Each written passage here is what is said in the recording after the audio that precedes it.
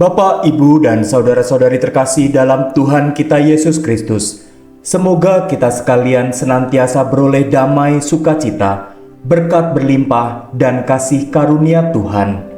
Amin.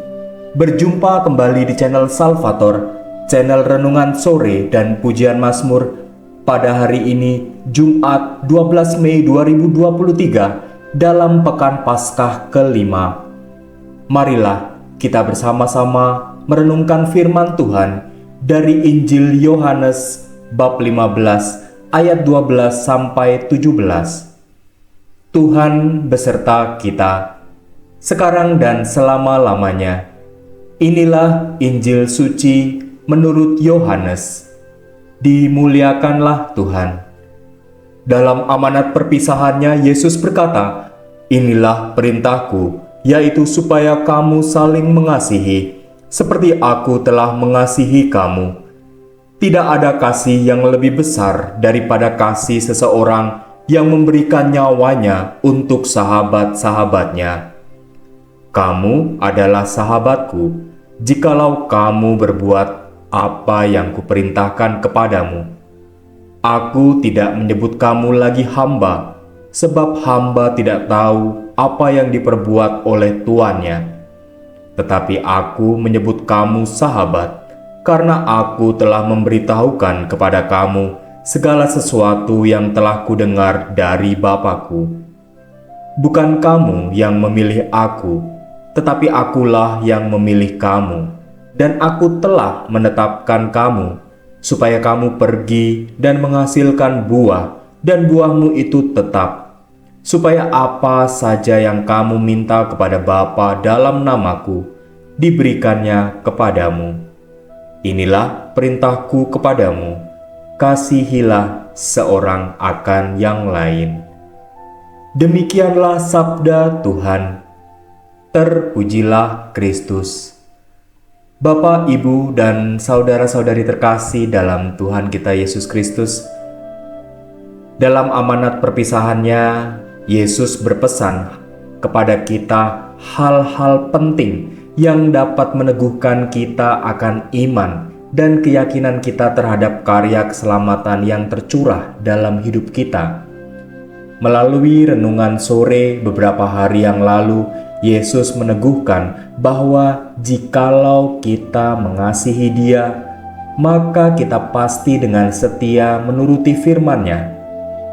Karena rasa cinta dan kasih sungguh memampukan kita untuk melakukan apapun bagi pribadi yang kita cintai.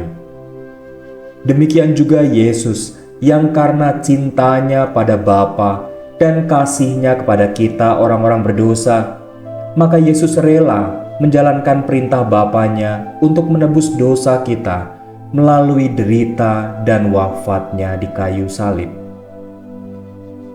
Tidak ada kasih yang lebih besar daripada kasih seseorang yang memberikan nyawanya untuk sahabat-sahabatnya.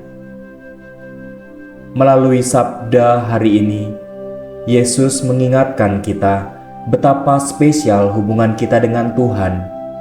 Kita yang adalah hamba yang sering jatuh dalam dosa diangkat Tuhan, bukan lagi sebagai hamba, melainkan sebagai sahabatnya.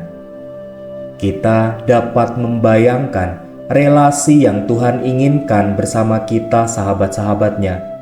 Sebagai sahabat, Yesus mencurahkan semua hal yang Dia tahu agar Yesus bisa terus bersama-sama dengan kita sahabatnya. Sebagai sahabat, Yesus tidak akan pernah rela berpisah dan meninggalkan kita. Sebagai sahabat, Yesus pasti siap sedia menolong kita kapanpun kita membutuhkannya. Sebagai sahabat, Yesus tidak butuh dihormati laksana seorang tuan atau raja.